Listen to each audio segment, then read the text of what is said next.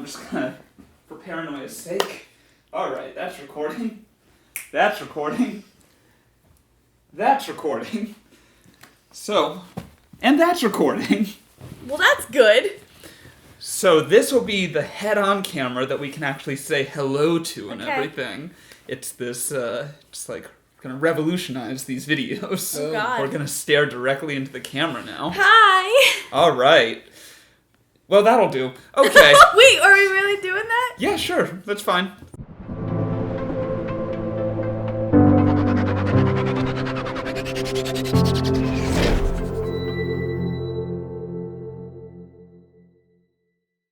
We're back, guys. Hi. Hey. I didn't realize I was starting the video. Well, very good. Cool. Good job. Casual intro. Casual Hello. intro, because we're just casual internet people. Same as you. I love that I can see him this whole time. Should we break away and give like random advice to the audience throughout this video? As if Yes! Ferris Bueller- Okay, so the movie that we That'll be watched- all on you guys, because I'm not good at The improv. movie that we watched today was from my list. It's very high up in my list. So it means a lot. We watched Ferris Bueller's Day Off. Very high up in Years. terms of classic movies as well. Yeah, Yeah. in general. Yeah, it is a very significant movie culturally. It just got added to, oh my god, what is the name of the film association? Criterion? This is like the one thing I wanted to say that I thought was cool, because I didn't know that. In 2014, it was selected for preservation in the National Film Registry by the Library of Congress. Oh, that. For Oh, its yeah. cultural impact. Very So nice. that's really cool. Yeah. Yes, it is. So, yeah, this is one of my favorite movies for many reasons, mainly just because it makes me smile the entire time. It's true. Yeah, right? No, yeah. You can see it. Except for that one part where the car falls out of the garage. You can smile and you're during that. briefly not smiling. Yeah, let's start with the end of the movie. It's at the very end. I'm just pulling up notes, guys. Don't worry. I'm paying attention. I took about 3 notes and then I stopped because honestly, I like. This is one of the movies.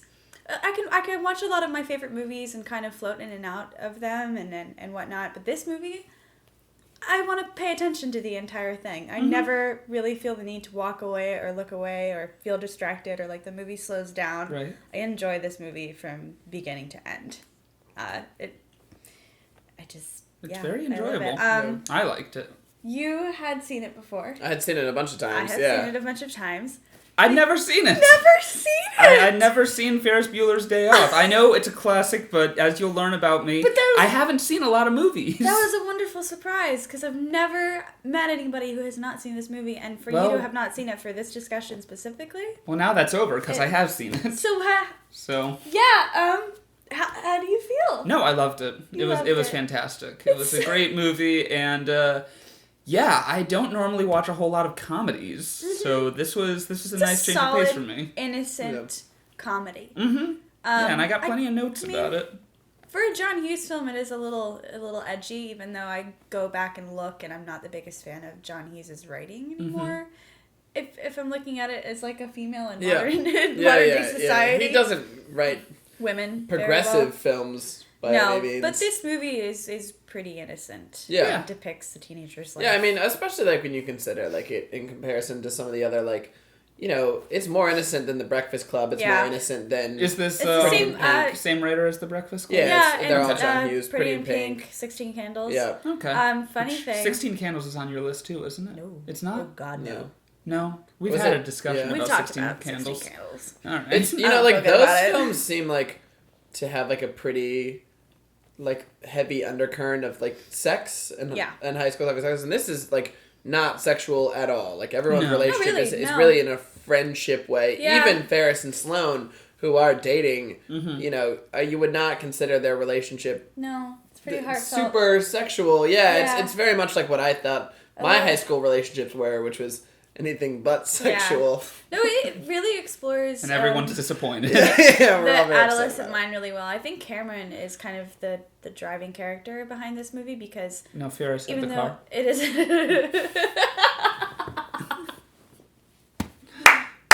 Yay. Great. That Great. was beautiful. Like Cameron's So bad I emotional. didn't even get the pun at Cameron's first. emotional journey through this film makes it more than just a comedy. Mm-hmm. Which which is why he's my favorite character. Yep. I was Character gonna say, exploration out of nowhere. The high school is the same high school Breakfast Club. It has the same name and everything. Okay. Oh, so I mean, is it in the same universe? You can recognize, It's in the same universe. Yeah, you can recognize the Cool. hallways. It's the same. The same as John Breakfast Hughes Club. cinematic universe. Yep. That'd be cool. Yep. Is Ferris's house? It looks a lot like the exterior of the Fresh Prince of Bel-Air's house. It kind of does. Yeah, and I wasn't sure if they definitely the same size. I don't think so, because after you got kind of far away, it looks smaller than the Fresh Prince's house, but it pretty looks nice very house. similar with the columns and that kind of. It is a very nice house. Yeah. Yeah. Well. Because it was the 80s. Yet and another everybody thing had that a I nice need to house. see. What? Never seen Fresh Prince either. Like a single episode of Fresh Damn. Prince? Nope. Not one. Tristan was actually birthed from a pod like 4 years ago, just fully formed, and that's why he hasn't seen anything. Yep. This movie was actually given to me. Like one of my moms rented it for me from Blockbuster. She's like, if you want to be a filmmaker, you got to see this movie. And then I didn't, but I still became a filmmaker. So How do you feel now? Well, as a filmmaker seeing this movie. No, it's a good movie. Yeah. But I'd still like to point out that I was able to become a filmmaker without seeing this movie.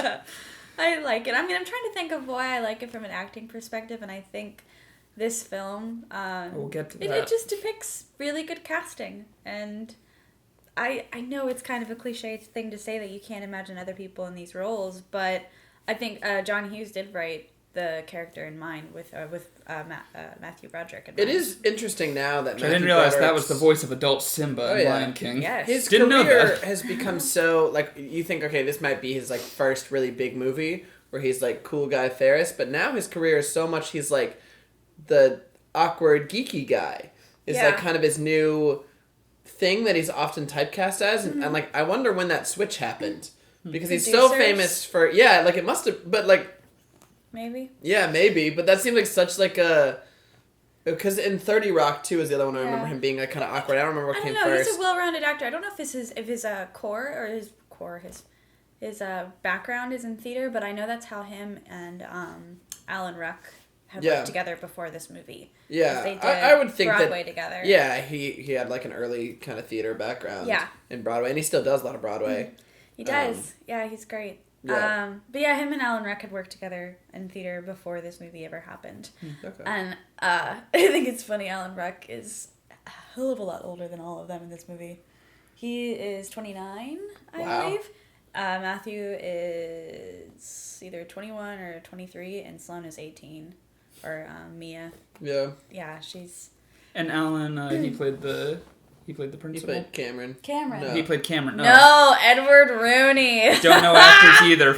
He's great. I don't remember his name. I remember him from Beetlejuice. But he plays the perfect villain in this movie. It's like everything he wants to be is Ferris Bueller, and in order for him to, like, become that person that he wants to be, he has to capture Ferris. There's a TV show called You're the Worst. Yeah. So they have a whole conversation in that where he's talking about the main guy is a writer and he's watching Ferris Bueller's Day Off and he says, you know, I love this movie. Like, there's, like, the character constantly, like, the old fantasy concepts of, like, the hero, the villain, the whatever. And he's like, this has such a great villain. And his roommate's like, yeah, Rooney's great. And he's like, no. Ferris. But no, Cameron is the villain. And he's like, Rooney is the fool. And, like, he goes through everyone's thing, but his whole theory is based on the fact that Cameron is the villain of the film because he's the one, in terms, like, traditional villain, he is the one constantly trying to stop the plot from happening. And that Rooney is the like, comic relief. Rooney's kind of trying to stop the plot from happening, too. Yeah, I don't know. It's, like, a funny little aside actually, in that he'd show. be more Actually, of, like... the sister, Jeannie. Yeah. Would kind of I'd be the say villain. if Rooney happened, he would just move the plot in just a different direction rather than stop it. Yeah. Cameron, I guess, probably would put a stop to it altogether. Yeah. He's going on with it. Yeah, I want to hear some of your notes. Well, first I of don't know if all... a lot of them were quotes because this is a hell of a quotable movie. First of all, where is it? Okay. I want to start off with this because we already mentioned Cameron a few times. Yeah. This is one of your favorite movies. Yeah. It's on one of your lists. Did you learn how to not blink by studying Cam? No. No. Oh my Does he not blink? He blinks very few times, and I mean, there's an entire section of the movie where he doesn't blink. True, that's an intensity There's thing. a couple parts of the movie where he just does nothing but not blink. Identify with Cameron a lot. I was telling Alex before we watched the movie, when I was in high school, I was chronically ill all of the time. Mm-hmm. Maybe sometimes it was a little hypochondriac, but I did get sick very often.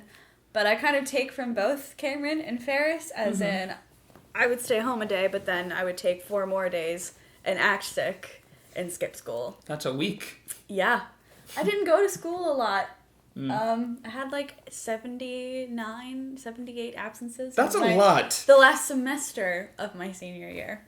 Isn't there like 180 I didn't days? go to my second semester of high school. Okay. I skipped a lot of school too my senior year. And it was this whole thing where I would skip my first period, which was like a accelerated track physics class, which I should not have signed up for. I was like, it was supposed to be, my swim coach was supposed to be the teacher, which is why I signed up, because I knew like I could like get away with stuff because we were close. Yeah. And then first day of school I get there and the swim coach had left. He was going to med school and we had a completely new teacher. Oh, That no. And I was just like stuck. Oh, shit. And so I was wholly unprepared for this class. I realized very quickly that I was never going to pass it, but that I didn't really like need to pass it. So I just stopped going to my first period, but when you would not go to first period, that's where they would take attendance for the day, so you had to check yourself back in. Yeah. But I never would bother because I had it timed so well that I would get to school right as second period was going, walk right to my second period class and never check myself in, so I would get full day absences. Oh, shit. And I had like a Ferris Bueller type scheme where I had convinced my parents, because I would call the house every day to say, you know, your son was absent from school. And I had convinced them that the like front office was like wholly inept. And that like every day I would come home and my parents would be like, we got to call again. The school scene weren't there. And I was like, man, I went and talked to them today. They need to stop that. They need to stop calling. I don't know what is wrong with their system. I complain every day. My parents were like, I'm so sorry this is happening to you. We'll figure it out. I don't think it's going to affect your grades. They felt so bad for me because so the office funny. kept fucking with my attendance. Even though they weren't at all, I was fine. I was just not, I was going to Waffle House. Yeah, I tried to do Which that. one? There used to be one out on 13th. Ah, okay. And I would go to that one near Chill La at Waffle Tienda. House. Great. Now I want Yeah. Waffle House. It's a Chinese restaurant now. Oh, shit. Yeah, I would, But- I would either go in halfway through the day to my gifted class, which was like my 4th or 5th period. Yeah. That or I'd skip the whole day and just go to theater at the end. Yeah. But I did it a then, few then times too. towards the end of the school year, I did get caught. And when I was cast in Romeo and Juliet, because of everything that my teacher found out, he took a 1 day away from me as Juliet. And someone had to be the understudy for it as my punishment. That must have been rough. It kind of sucked. Yeah. Okay. Well, you Sorry got for the audience lead. there. Yeah. And then died in the end. Yeah, yep. That sucks. But I would watch, so the reason, like, this movie held such a special place for me is because when I was sick, I don't know when I started watching this movie, maybe in middle school or so, but I would watch it every day that I took the day off. Yeah. Yeah. Every day that I would stay home sick, this was, like, my tradition to sit on my couch and watch this movie. And... That's a lot of times. It definitely... Like I said, it definitely negatively influenced me as a teenager. It made me feel like I have the liberty to take time off and get away with it. Yeah. Which I kind of did, though. I ended up graduating. It is funny when you Yes. say something like that, because they have that whole line where Ferris, you know, he says something about, like, it's kind of childish, you know, stupid But then childish. again, but so then again, was high school. But That how... was one of my mottos, man. Which, it's funny because you're like, yeah, it is Yeah. stupid childish. But at the same time, it's like, how the hell would Ferris know? He's never known anything but high school. It could be very important. He has no clue. He's ahead of himself. Well, you but know? I think we all thought we were ahead of ourselves. I in mean, high he's school. smart enough to know he's in a movie. I thought I So was... maybe he knows what the rest of life is going to be let's like. talk about that, since you have a weird thing about narration. I don't know how you feel about this at all. How do you feel about him breaking the fourth wall? I think love it's it. brilliant. No, Yeah, I love yeah, it. it works very well in Yeah. This movie needs that. It does. I don't like narration, like, when they're speaking to no one. When it's just there's a narration that doesn't seem to have, like, a person who it's for. But this has a person, I mean, you can tell it's Yeah. for the audience, and they've decided, and they stick with it. Now, nowhere near as much as that first monologue that it's, like, directly No, to the camera. But when they do, even when he just glances at the camera during some dialogue, you're like, Yeah. oh yeah, I was thinking that. Yeah. Yeah, Ferris, I'm Yeah. with you right now. He'll bring it back, and that, Yeah. like, makes it useful. It's just, like, a thing I that we've love it. decided is happening in this movie. At the end, when Rooney catches him and he's standing there and panicking, and he's looking, and then he looks at the camera when his sister Jeannie comes out. It's just, everything is going to be okay. Very true. Yeah. I probably shouldn't relate to this character, but I definitely do when it comes to his thoughts on education. Yeah, I mean, he only has that one line, really. His actions. His actions definitely lend the idea that he is so incredibly smart despite missing a lot of school. He is fairly smart. I mean, he does hack into the school's That computers. brings me to the next point that I have. Okay, I honestly think that Ferris could be expelled from high school and still be the most successful person of his generation. Probably. This man is going to excel under capitalism. Capitalism will be this man's bitch, and I am here to support him. Yeah, I liked, so John Hughes' idea for the character was someone who could overcome anything and everyone, but not in an evil way. No. This guy's gonna do fine. Yeah. I want to know where, canonly speaking, Ferris Bueller is now, because he's not going to be a fry cook. We were just I guess this is a good point to get to. I didn't want to talk about it, because it's kind of morbid, but during an interview with Matthew Broderick and Alan Ruck said he really hopes that someday in the future there's a sequel to this movie, but when Matthew and him are, like, really old in their 70s or 80s, so we're getting there. And Cameron has voluntarily committed himself to an old folks home because he thinks that he has nothing else to live for. And then Ferris Bueller comes and breaks him out and takes him to a titty bar, and then at the end Cameron dies. Oh my god. He really said that. I'm telling you, it sounds great to me. That's what I said, instead of the car falling out the window, it's Cameron this Cameron time. just falls out a window. I loved your reaction when that happened, by the way. Yeah. He was on the edge of his seat with, like... I thought that might be it for Tristan, who can't handle that kind of stress.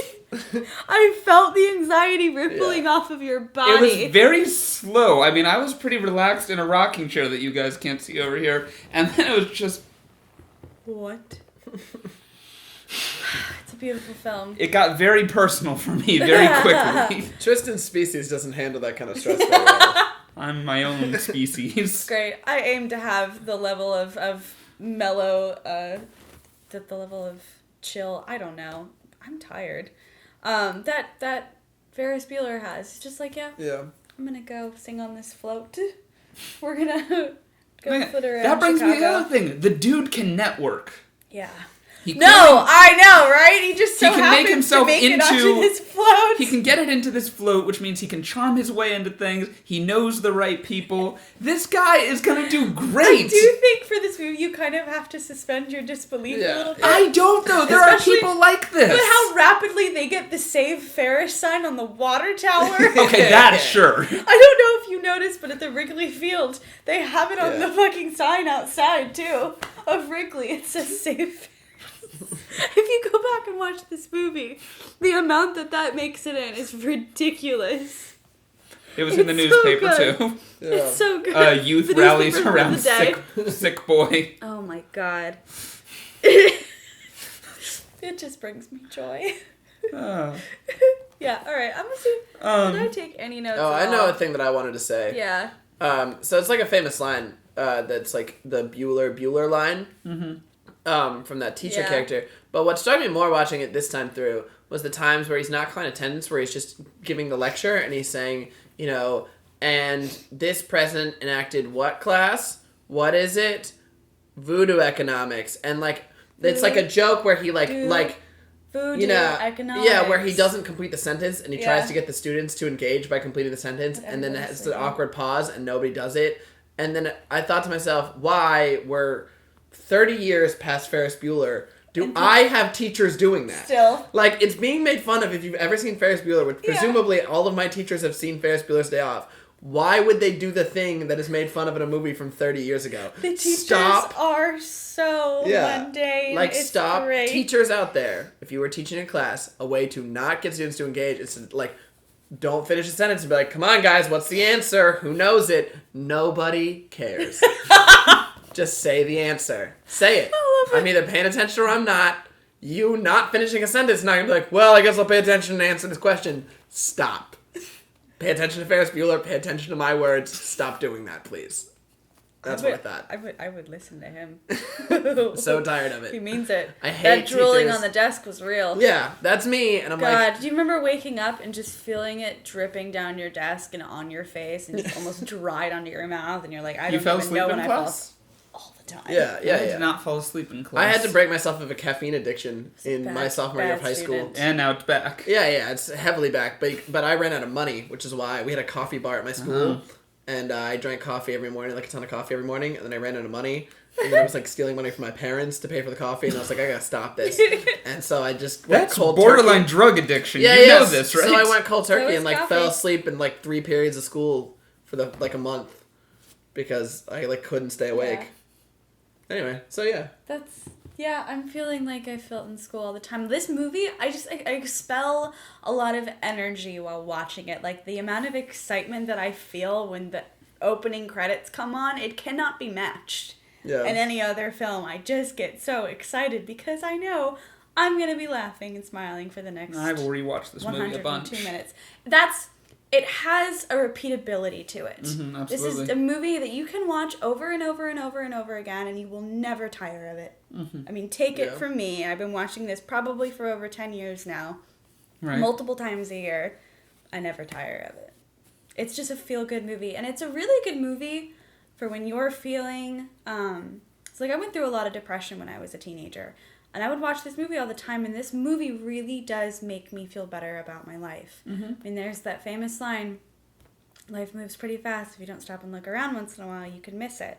And at first, when he says the line in the beginning, you're like, oh, that's funny. I guess that's the way that Ferris looks at life. But through Cameron's journey and the way that he overcomes his own anxieties and his issues, and you're with him on that journey at the end of the film, I feel like you've kind of had the arc of overcoming the fear of your problems that Cameron has at the end, and then you identify with him repeating the line at the end. And that's kind of what the movie is for me at the end of the day, is something that lifts my spirits and makes me feel better about living my everyday life. So beyond being a lighthearted, innocent comedy, it has a lot of meaning.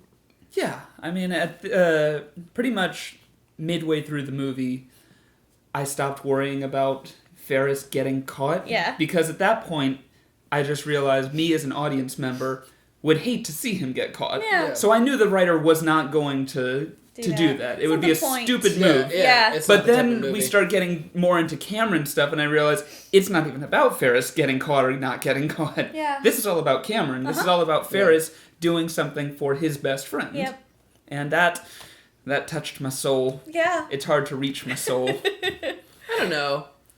I don't know if I would say that he planned it all for Cameron. No, but... I think he planned it for himself, and just like you're saying, you pivoted from it getting caught to Cameron, he just pivoted somewhere midway through the day. That's a good point. Around, you know what, like, and you think, I think the movie sets up well that this is a battle that Ferris has been having for years. I mean, their whole childhood is like, he's been being... Ferris to Cameron, and that this movie isn't necessarily about the one time that he finally went out of his way to convince Cameron. It's just the one time it really worked. One of my favorite lines is, pardon my French, but Cameron is so tightly wound that if you stuck a lump of coal up his ass, in 2 weeks you'd have a diamond. I fucking love that line. This movie, I forget how profane it is. What's this movie rated? I don't know. I think it's like... PG-13. Yeah. PG-13? It's got a lot of... Well, they use it well. They used the one F-bomb very well. Out of nowhere, yeah. I don't know what her position is in the school, but when Jeannie comes in and talks to the principal's assistant, oh, what a little asshole. This movie gets me. I felt that she was like all improv, and I don't know if that's true or not. I don't know, but that character seemed very off the cuff. Or like she was like an actress they hired who was just like had like 3 lines, and then they just like let her like riff for a long time because she really was just like she punches it, man. Yeah. When they're running around the office with the phones, switching phones, and he's like pretending to be me, it's like God damn it.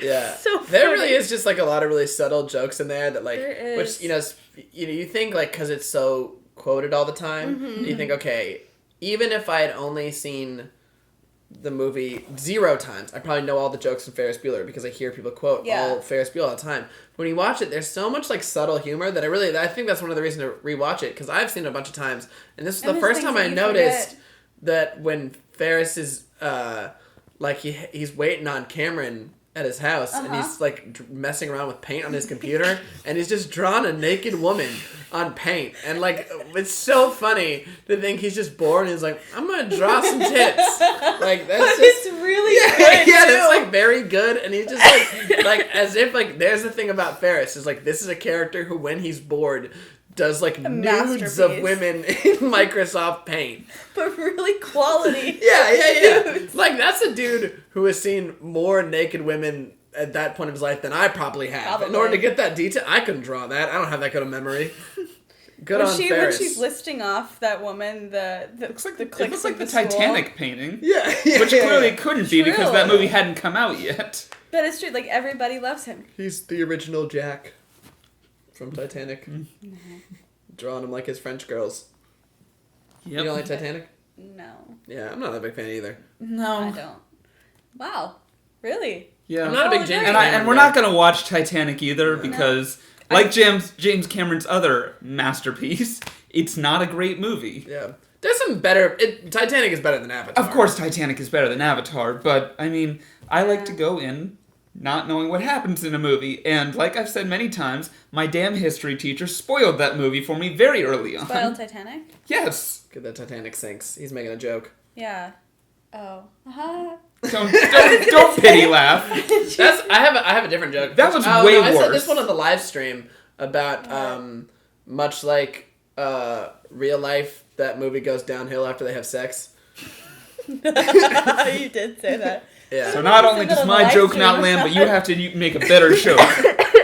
You're the worst, Alex. Give me some more of your notes. What are you feeling? Hold on. I'm going to turn this camera on Okay. real quick. But I do have notes. I know. You said I had to drive this discussion, but all I will talk about is the things that I really enjoy. Did you ever really think I was going to make you drive this discussion? I could. He's physically incapable. But it would be less of a discussion and more of me just quoting the movie and laughing. Because that's about it. Discussion over. This was, because I didn't have the highest hopes for this being a very intricate discussion about this movie, which I'm glad we're talking more about it than I thought we would. Oh, yeah. Because there is no wrong. It's a very good movie. I guess I don't have a discussion starter as much as I want to talk about this one moment that absolutely friggin' killed me.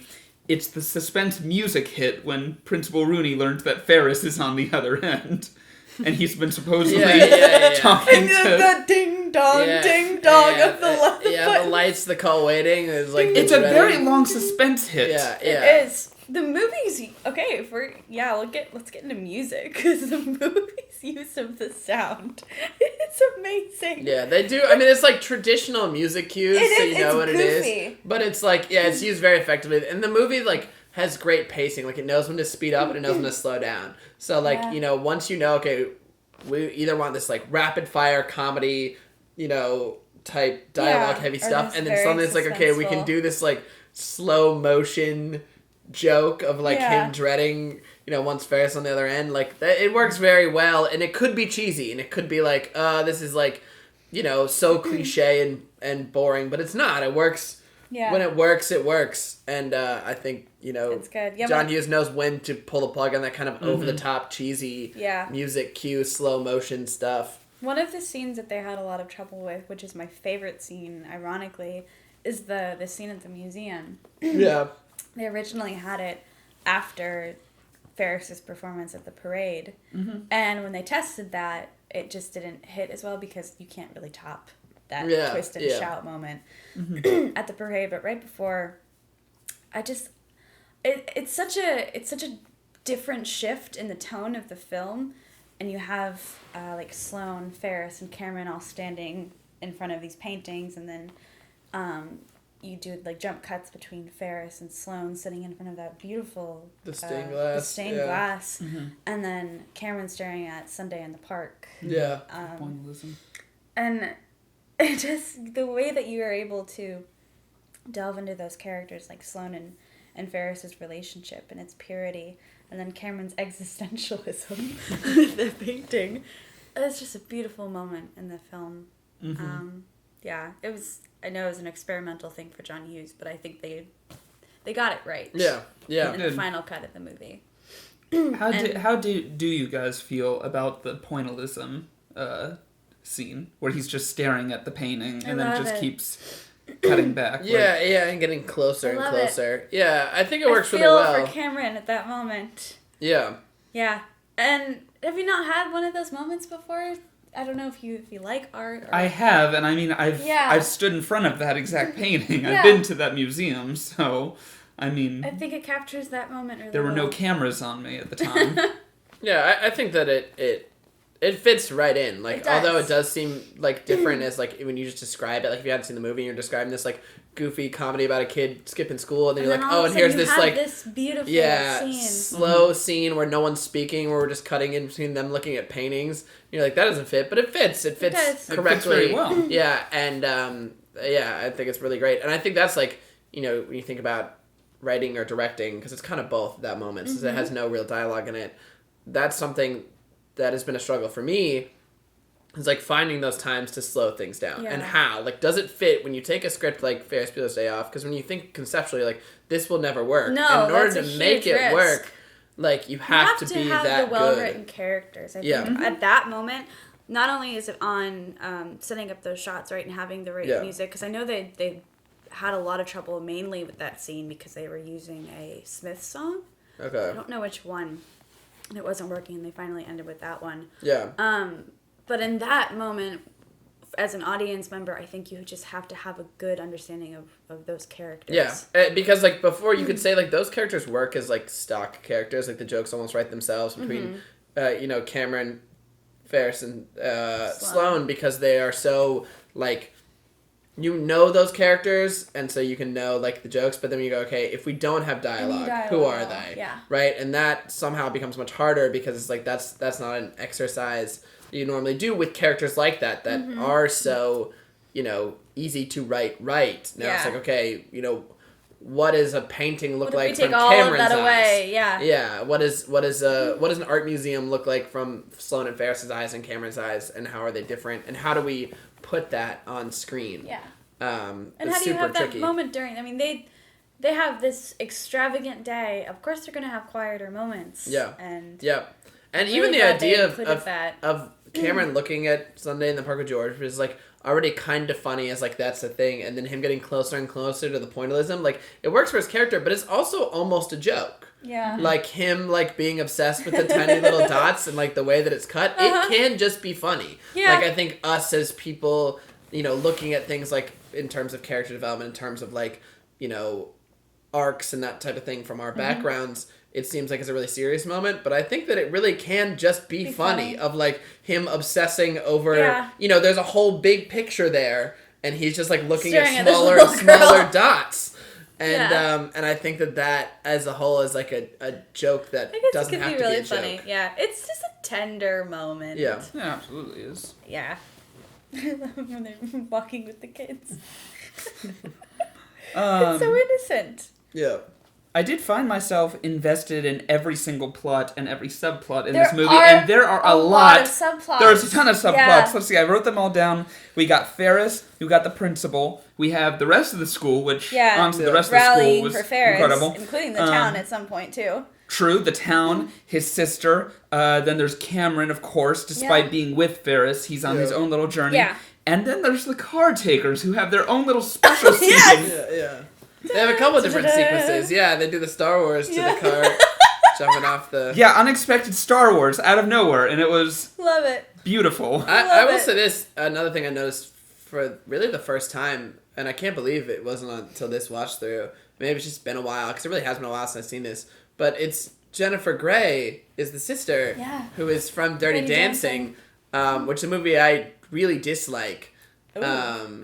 And fun fact, the choreographer for Dirty Dancing Kenny did Ortega. the scene for The Float. He also did He choreographed all Ferris. 3 High School Musicals. What? Yeah, Kenny Ortega. Those are movies that we need to watch. Yeah. I've been listening to the talking about soundtracks again, and we have to. Which movies? High School Musicals. We've already decided we're gonna watch all 3 High School Musicals. But yeah, I really, Jennifer Grey, who, you know, her characters, I don't know, very, I think, wooden and Dirty Dancing is like, how much, I think of all the characters, everybody is semi-relatable. I relate to Ferris' sister, Jeannie, the most in this movie, in that I have a little sister who is constantly getting away with shit. And that scene in the first scene where he's talking about being sick, and she's like, come on, guys, like to her parents, and is like, how are you buying this? This is ridiculous. And they're like, Jeannie, get out of here. It's like, I've lived that moment. And where he's like, you know, staring at her and like basically like winking and being like, I'm getting away with this. And then, and she's like just fuming, like angry, and there's like this hopelessness of trying to tell your parents, like, I love her. You cannot be this stupid. No, what's happening? Like, I've been there. Yeah, she's and then at the end, so in tune with everything. I love when she's sitting in her car, and the guys are running, and she's like, I hate him. Yeah, yeah. I fucking love that. And I recognize that. And then even at the end, when she ends up helping cover for him, I've also felt that, where you've spent your whole time trying to get me with my sister, trying to get them caught, and then you're like, fine, I guess it's not that big a deal. I will help you. Because it's like, you know, you either want to don't want to catch them, or you don't want to get them, be in control of the amount of trouble they get in. Yep. So anyway, I related a lot to Jeannie's character. That's sad. Yeah. I love that you loved the dad's line when they're standing outside. And the mom's telling him, you know, you won't believe the day that I've had. I just had to pick up Jeannie from the police station. I think we should shoot her. What the fuck is that line Johnny used? It's so good. This movie, like, just delivers it with so much honesty. He truly believes in that moment. Oh god. Well, this is clearly the next step. I think we should shoot her. There are so many moments like that in this film. You're just like, did I hear that right? And then you're on to the next. It's fucking great. Yeah. Yep. I would also make out with you strung out Charlie Sheen. So didn't realize that was Charlie Sheen. Yeah, the way that I reacted to Power Rangers last week of that being Bryan Cranston, because during the movie I was like, that looks like Bryan Cranston. It is Bryan Cranston. What? He's like, that looks a lot like Charlie Sheen. This movie was missing Bryan Cranston. True. He might have been too young. I guess he would have been like Ferris's age, probably. Like Matthew Broderick's age. They gotta be similar. He's gotta be a little older. Cameron's age, probably. I'll rewatch this whole movie, just cut with Bryan Cranston as Cam. Not the official one, just I want to see it. Or as Sloane. As Sloane. Alright. As Ferris' love interest, Bryan Cranston. Yeah. But yeah, Charlie Sheen, he stayed up for 2 days to be ready for this role.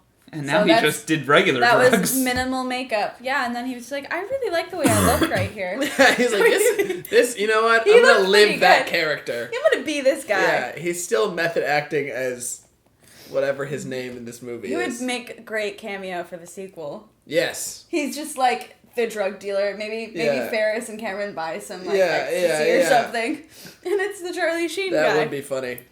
Okay, think back to the first time that you saw this movie. Was there any point at all throughout this movie that you just thought to yourself, okay, it's got to be getting late. You should probably start getting back home. Is there any moment? When they're sitting in the cab before their dad sees them, when that line of dialogue actually comes up, I think. You're thinking to yourself, maybe they should be heading back to the garage to get their car? There's a couple of moments in this movie where the lighting is a little weird, and just being the meticulous person that I am, I noticed, like, I wonder why the sun is shining on them from that angle when it was in this angle, the other shot. And especially when they were first driving into Chicago, it looked like the sun was either rising or setting because it was on the side of his face. And I was like, there's no way they have done all this and the sun is just now rising because it was really bright in his house. It's a long day. It was a very long day. Maybe that's a new fan theory. Time suspends itself for Ferris Bueller. I wrote down, movie could be renamed Ed Rooney's Bad Day. Ed Rooney's Bad Day. They would focus more on him. I love that you forgot about him. Yeah, I mean, But that makes it even better. Yeah. It does. Like, you think that he's, I guess this is time to... Yeah. All these other things have happened at that point. Mm-hmm. that you forget about the main threat all along, and then, Edward bam, Rooney, and then there he's he there is. When Ferris has almost made it home, there he is. Because Ferris, too, it seems, has forgotten about him. Or no, he never even thought he was a threat. I don't think he was even really concerned about him. He just had everything prepared. Also, props I to think Ferris. he probably thought there's no way Rooney would ever come to my house. The fact that they were this prepared. Sloane had the recording on her machine Answering about machine. the funeral. Yeah. And Cameron was the funeral home. Perfect. This clearly took weeks of preparation. I don't know. I feel like Ferris just wakes up one day. It's like, you're gonna do this. I don't think that's this, true this, because this. as soon as the nurse comes into the classroom that Sloane is in, Sloane starts packing up. So she knows the nurse is there for her. Yeah. Right. And I don't know. Yeah. So that those two at least had it planned. Yeah. Mm-hmm. But she also delivers the line, you knew exactly what you were going to do when you woke up today. Yeah. He's gonna marry me. One of the least cringy moments for women in a John Hughes film, I have to say. I love that line. Even though it's still all about Ferris, Yeah. it was kind of sweet. It's about them at that time. It's not just about Ferris. Yeah. They're clearly in love. It's wonderful. It's nice. It's good. It's good stuff. Can't believe I'm about to say this, but it became an episode of Phineas and Ferb there at the end. Where you're just thinking, how's all this shit gonna get cleaned up right before the mom gets home? Yep. That sequence of him running through, I love that entire sequence of shots of him running through all of the houses and the gardens and people's yards and Jeannie driving and the cops behind them and the dad in his car. Yeah. It's such a great action sequence. Yeah. Like, Even when props. he hits the trampoline and there's the slow motion in the air. I saw that scene get parodied on Family Guy Yeah, once. it does get parodied. The pointillism one gets Hey, parodied they as well. parodied the end in Deadpool. I don't know if you stuck around. Oh, yeah, for of the final course. credit scene. That's from Ferris Bueller's Day Off. No, of course. Yeah.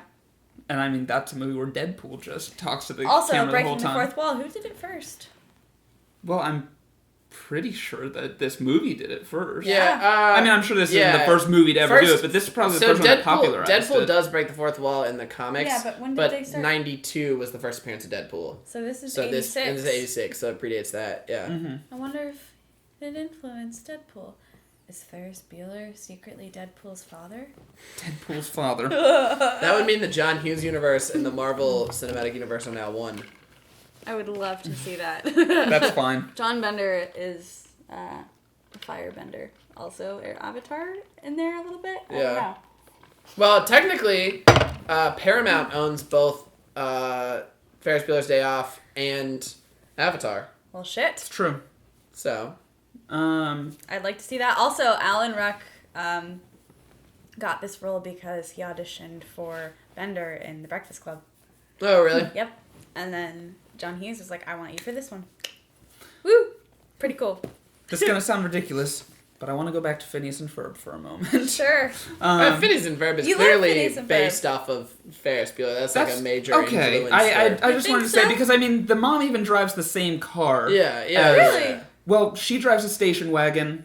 It's a different color, but it's the same color I as see the that dad's having car. influence on it. Yeah. Oh, So yeah. put them together, it creates the same car from Phineas and Ferb. So Was the sister trying I'd to bust them? yes. Yeah. Which Phineas and Ferb? Who's Cameron and Ferris?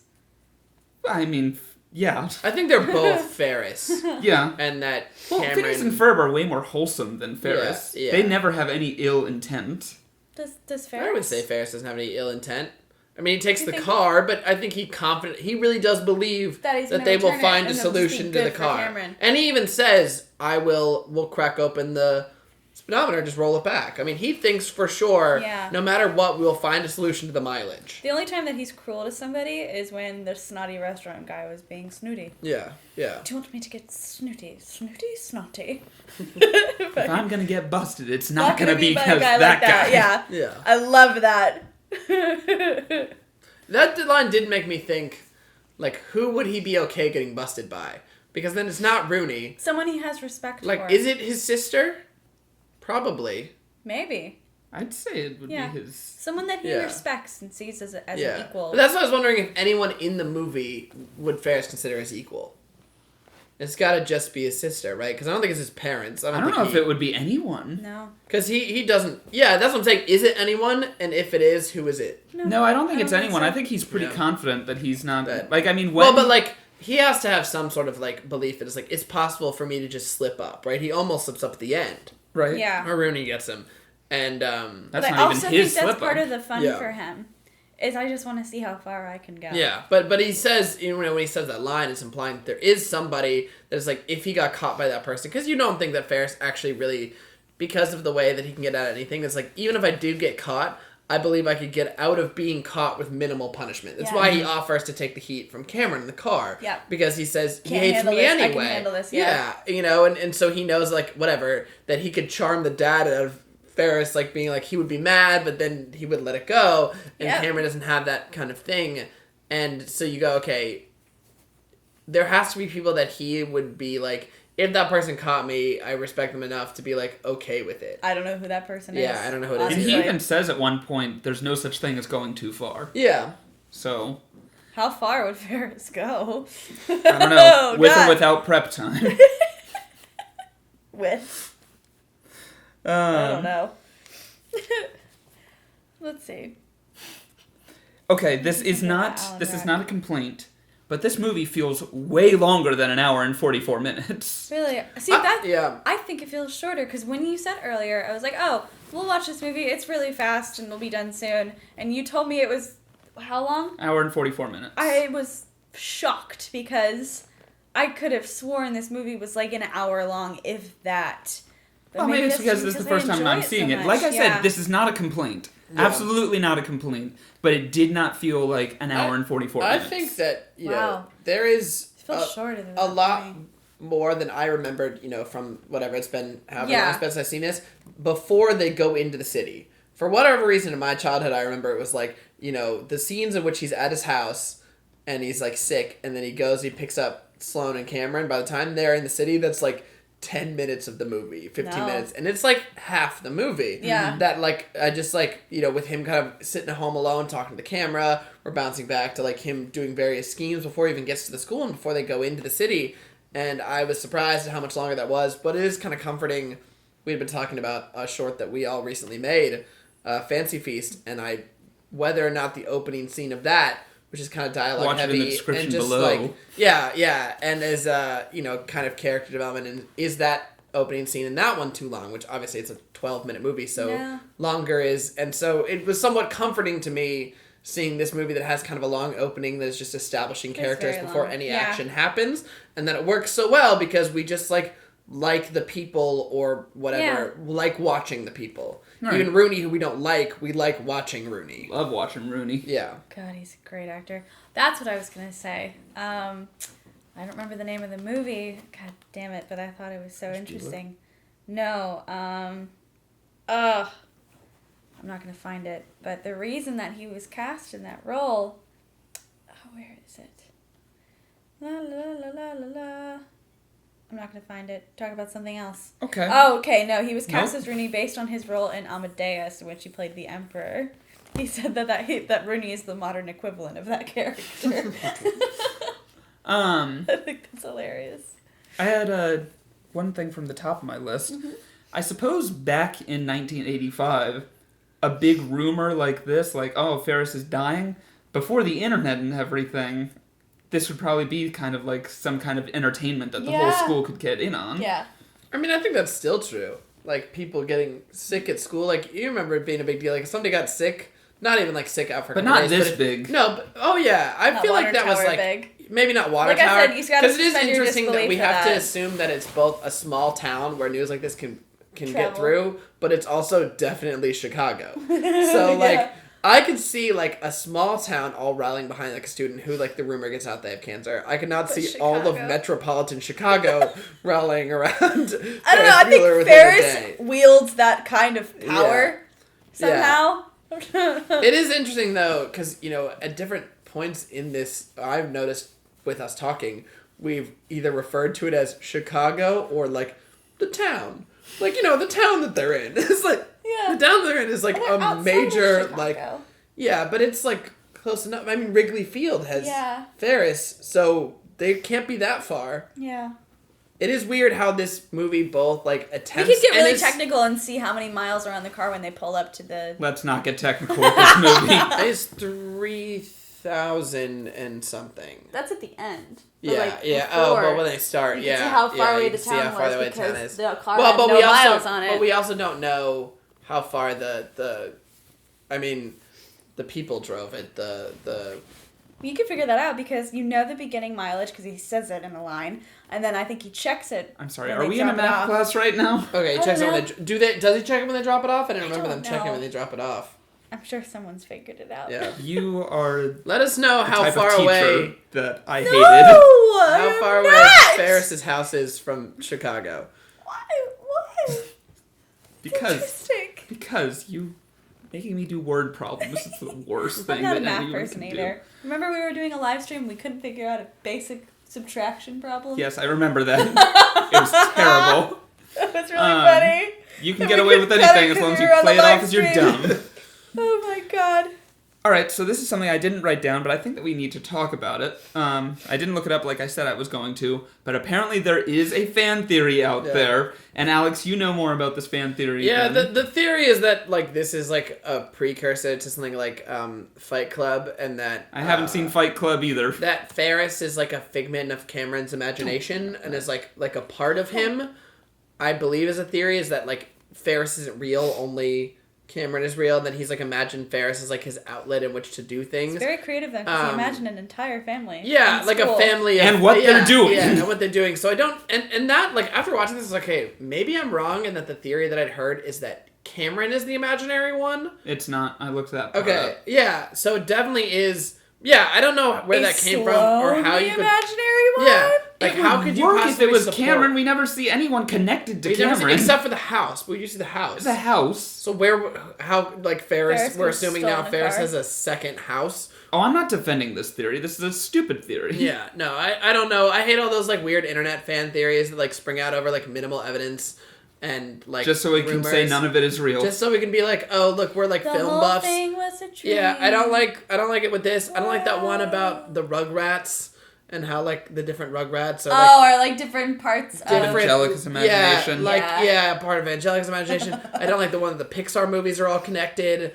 I don't like the Pixar theory makes somewhat sense. It makes as much sense as the Ferris Bueller thing. No, it doesn't. It makes way more sense than the Ferris Bueller one. All right. I don't like people that say that the Lion King is Hamlet. That's one of my least favorite ones. That's similar. It has parallels. Well, that's Disney themselves coming out and saying that. Star Wars is Hamlet. Disney themselves have come out and say that Lion King is based on Hamlet. No, they said that at one point we considered, like, what if we did Hamlet with lions, but they abandoned it very quickly because it's obviously not at all like Hamlet. It's enough like Hamlet. It is Star Wars. Not at all like Hamlet. No, don't say it's not at all like Hamlet. The only thing... Ophelia. The only thing is that there is a son whose father is murdered and the uncle becomes the king. Because the plot of Hamlet is Hamlet deciding whether or not he's going to kill his uncle after his father was murdered. Yeah. Simba doesn't even realize that his father was murdered. Simba's mom doesn't want to fuck Scar. Yeah, and the opening scene of Hamlet is either. Hamlet finding out that from the ghost that his father was murdered by the uncle to become king. At no point Simba doesn't know. Put on a play. Simba never puts a play on. Through most of the movie, Simba doesn't know that Scar is the reason. Not until the final sequence.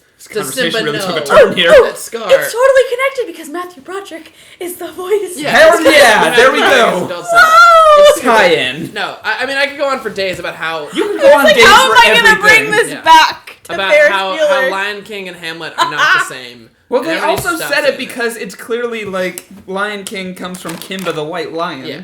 I mean, basically you could say any movie in which someone's uncle kills their father is basically Hamlet. How which many is like movies a does that ton. happen? It's got to be a bunch. Look, I'm not saying I enjoy it because I hated Hamlet. I hate most Shakespeare plays, honestly. What? Yeah, I don't like I don't like Shakespeare. It's not really my thing. Oh, right. Sorry. Yeah. What? Look, maybe if Shakespeare was more interesting, I'd like it. You have to see my show then. Yes, Please. Yes, I would like to. I do a 3-woman comedy show called Shakespeare Bridge. It's normally done with 3 men, but we do it with 3 women. That is great. Because we're capable. Okay. I get to play Romeo.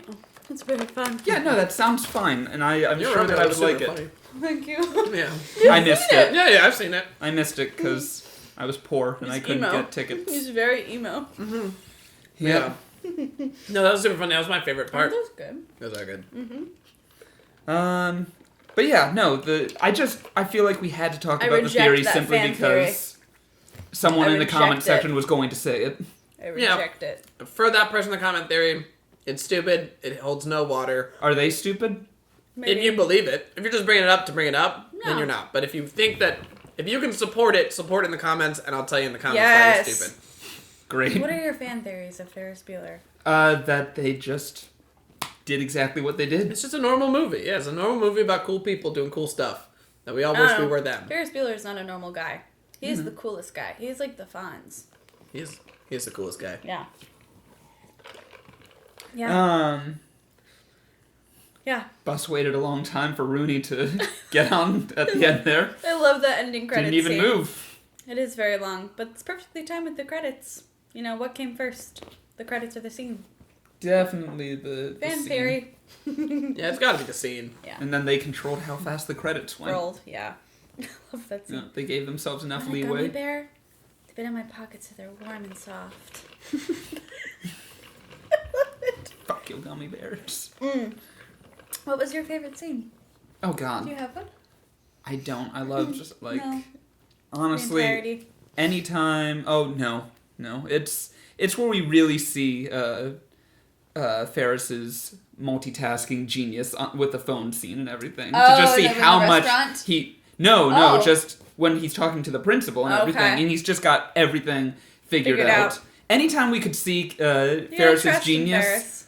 I loved it. Yeah. Because I like that kind of character. He's gonna do great with capitalism. I love his monologue about socialism in the shower. It's like they could be fascist anarchists for all I care. It still doesn't change the fact that I don't own a car. Like, he really does have his priorities laid out pretty well. The opening monologue's great. I did it in my junior or senior. I don't remember. Would have been my first semester of senior year because I wasn't there the second. Yeah. But I did that monologue because we had to do a monologue from a movie, and yeah, I did Ferris's opening monologue. I love it. You lick your palms. It's a little He's got his little mohawk in the shower too. It's so good. I do wish they had done more with the graphics. In that opening scene when he talks to the camera, he has like words on screen, and even though he talks to the camera again, he never brings back graphics. No, and I think it would have been funny, and maybe it's just like because 1986 and it was really expensive or something, if he had been like physically drawing on the screen, like circling things in the frame. He does draw us something beautiful. Yeah. Titties. Yes. Boy, does he. He's What a was talented artist. Oh yeah, Princess Bride. Yeah. There are a handful of nice breasts in the world. It would be ashamed to ruin yours, Ferris. Yeah. The amount that you are quoting the Princess Bride lately, it's not Princess pleasing Bread. me. It's not pleasing me at all. I quoted it twice. Hey, Buttercup. One wasn't even on camera.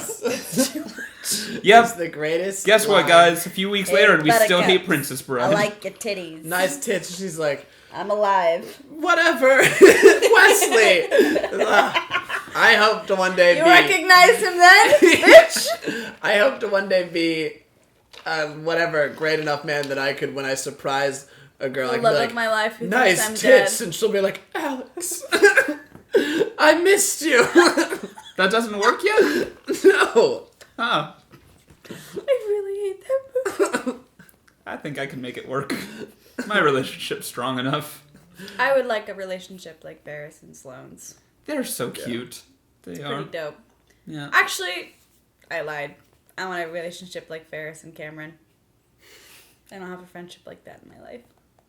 I feel that I have a friend who is the Cameron, or I have is the Ferris to me being the Cameron. Yeah. But You do it strike me as got me into a lot of shenanigans when I was younger. Yeah.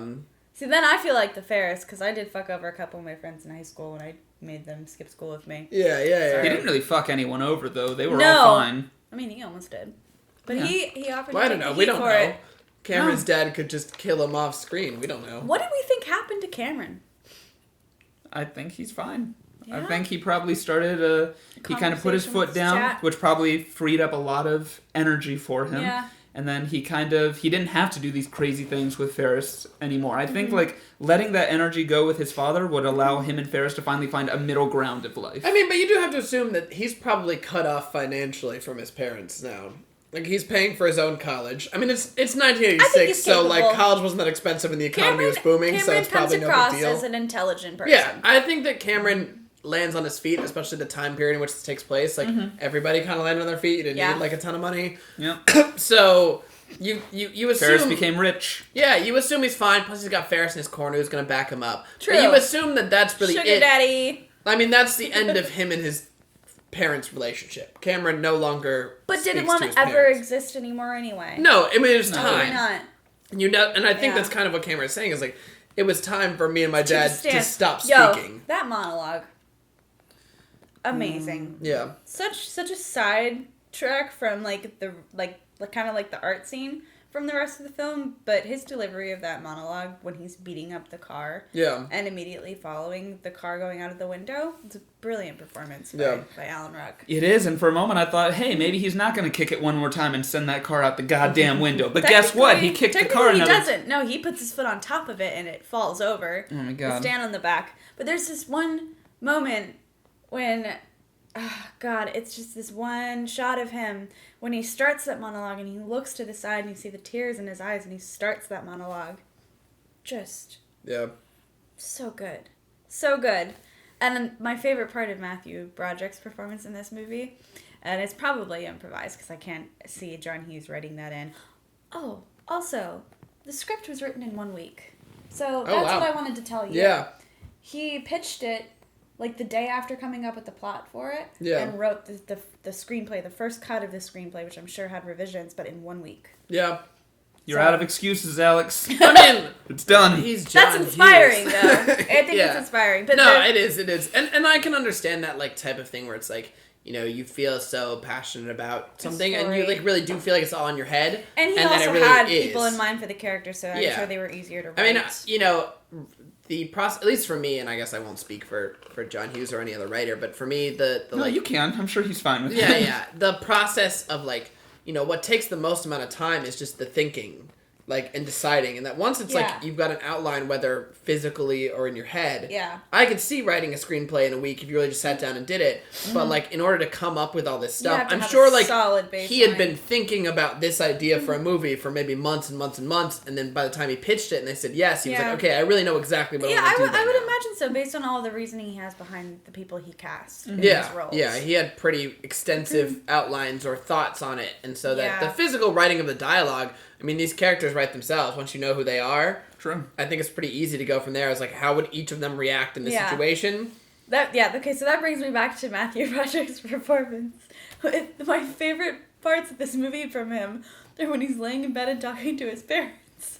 He's just doing the me, me, me, me. Yeah. The little noises that he makes in bed. I'm like, I'll bring you some soup.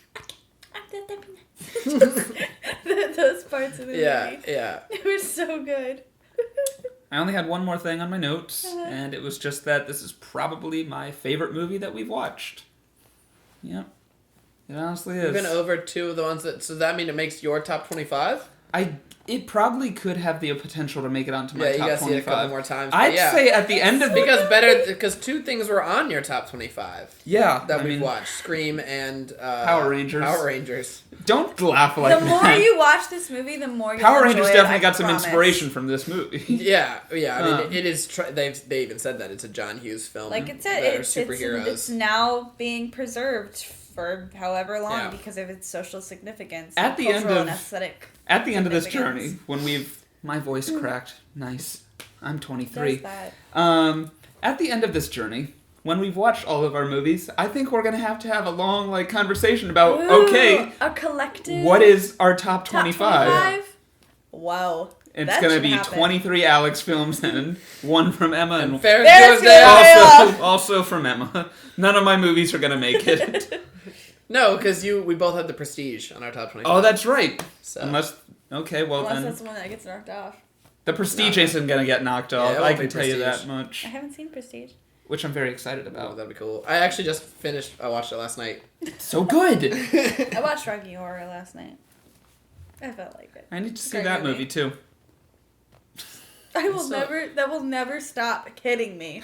The amount of things that you have not seen. Well, I'm glad we crossed this one off because this one is very important. Hey, you get to experience it. Tristan's top 25 will completely change. Because he's going to see a lot of movies that he's never seen before that are really good movies. Oh, I don't doubt that for a second. Yeah. No, I absolutely don't. Power Rangers can get cut. Hey, it's not getting cut. I'm realizing I have a lot of comedy on my list, even though I'm not a huge comedy person. I cut Willy Wonka for Power Rangers.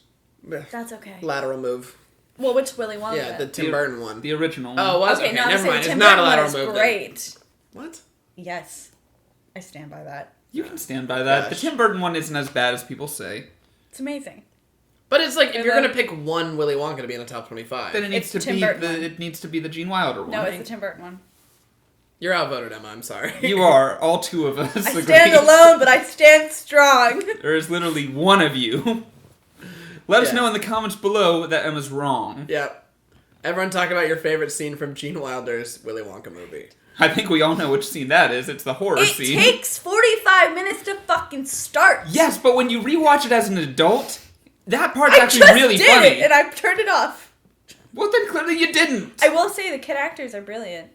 They're phenomenal. Again, we got off on another... Yeah, we did. Okay. Whatever. That's what these are. You guys accepted that at Ferris this point. Bueller's Day Off. I don't think I have anything left to say other than it's a very, repeatable movie. You can watch it over and over again. It's solid.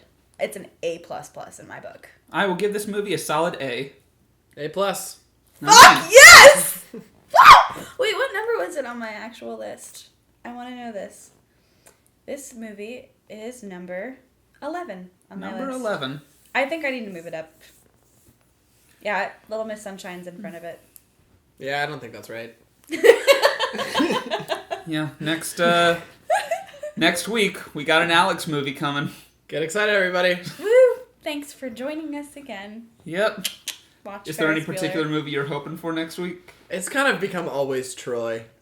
I just really want to talk more about Troy. Want to talk about Troy? Yeah. I have not seen Troy. I haven't seen Troy either, so... And in 2 weeks, Yep. I'm gonna pull my hand of God. We're watching Hook. Yep.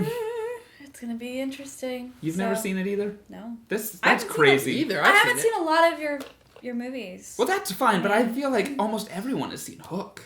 I might have seen it. I don't think that's true. I recall. I think most children see Hook. Honestly, we could be watching it, and I might remember having watched it. I have a hope very, not. very, very vague memory of my childhood is very blurry, and things pop up from it. Start of a superhero. I have a terrible memory of my childhood. Nothing exists from the ages 1 to 12. Oh, we wrapped this up already. Okay, We did? bye guys. Bye. Sorry.